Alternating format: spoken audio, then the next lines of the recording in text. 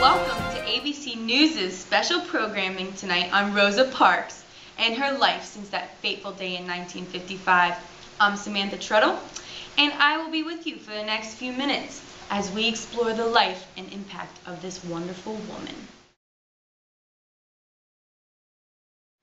On December 1st, 1955, Rosa Parks, a 42-year-old African-American woman who worked as a seamstress, boarded this Montgomery City bus to go home from work.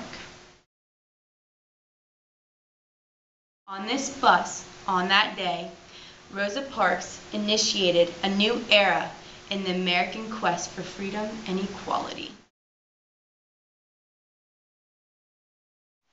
Hi, Rosa. Hi. How are you today? I'm doing just dandy, Good. thank you. I really appreciate you coming here and visiting our studio and conducting this interview with me. It's my pleasure. I love to just tell my story to the world. Great. Shall we get started? Here we are. Okay, the first question. Did the public response begin immediately? Well, you see, actually, it began as soon as it was announced. It was put in the paper that I had been arrested. Mr. E.D. Nixon was the legal redress chairman of the Montgomery branch of the NAACP, and he made a number of calls during the night. Called a number of ministers. I was arrested on Thursday evening, and on Friday evening is when they had the meeting at the Dexter Avenue Baptist Church, where Dr. Martin Luther King was the pastor. A number of citizens came, and I told them the story. From then on, came news about me being arrested. My trial was December 5th, when they found me guilty. The lawyers, Fred Gray and Charles Langford, who represented me, filed an appeal, and of course, I didn't pay any fine. We set a meeting at the Holt Street Baptist Church on the evening of December 5th, because December 5th was the day the people stayed off in large numbers and did not ride the bus.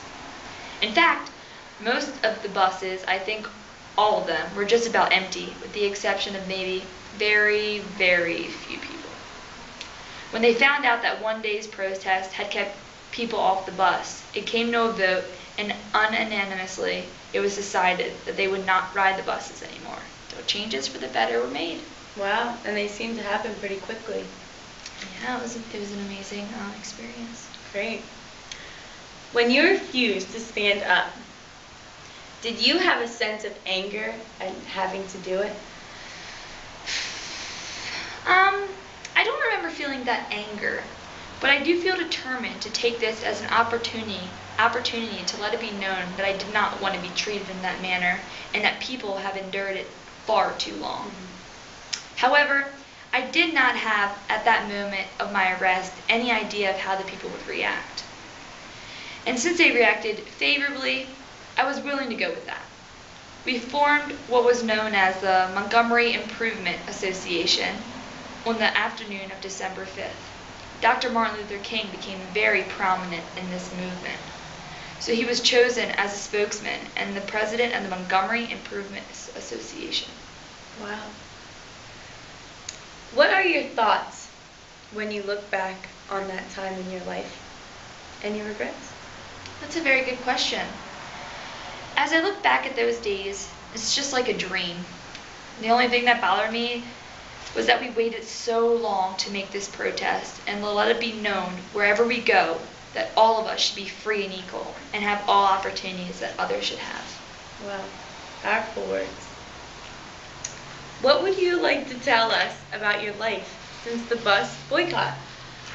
I would have to take longer than a minute to give my whole synopsis of my life.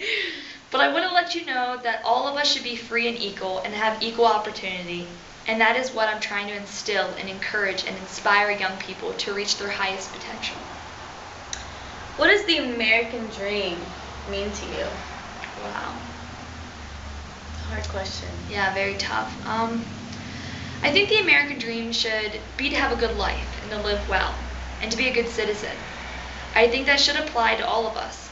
That it is the land of the free and the home of the brave. And I believe it should be just that for all people, who can think of themselves as human beings, and that they will enjoy the blessings of the freedom of this country. I agree. Are you moving as quickly as you might like in that direction? We still have a long way to go. We still have many obstacles and many challenges to face. It's definitely far from perfect, and it may never be. But I think as long as we do the best we can to improve conditions, then people will be benefited. Well, Rosa, as always, I appreciate talking with you, and we hope to have you back on our studio. Our viewers, I'm sure, are going to love this piece. It was such You a were pleasure. an Thank you incredible so woman much. and inspired the entire nation. Thank you. I would love to come back again and tell my story. Great.